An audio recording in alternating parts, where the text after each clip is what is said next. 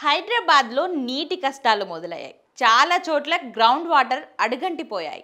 మార్చి నెలాఖరికే గ్రేటర్లో భూగర్భ జలాలు 25 మీటర్ల కంటే తక్కువ లోతుని చేరాయి. మే చివరి నాటికి ప్రమాదకర స్థాయికి పడిపోతాయని అంచనా వేస్తున్నారు. వచ్చే నెలలో ఎండలు మండిపోతాయనే అంచనాలున్నాయి. దీంతో చాలా బోర్లు ఎండిపోయే ప్రమాదంలో పడ్డాయి. గతేడాది జనవరితో పోలిస్తే ఈ ఏడాది జనవరిలో భూగర్భ జలాలు 1.33 మీటర్లు తగ్గిపోయాయి.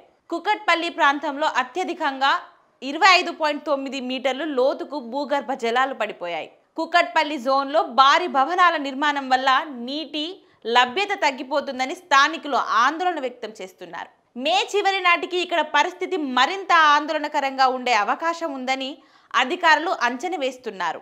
గ్రేటర్ 53 ప్రదేశాలలో భూగర్భ జలాల వివరాలను తెలంగాణ ప్రభుత్వం భూగర్భ జల వనరుల శాఖ విశ్లేషించింది. గ్రేటర్ హైదరాబాద్ నగర వ్యాప్తంగా 53 ప్రాంతాలలో విశ్లేషించగా 33 ప్రాంతాలలో భూగర్భ జలాలు తగ్గాయి.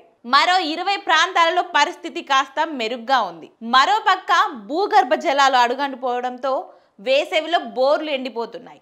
దీంతో ట్యాంకర్లపై ఖర్చు చేయడం, బోర్ల లోతు పెంచడానికి వేలాది రూపాయలు ఖర్చు చేయాల్సిన పరిస్థితులు ఉన్నాయి.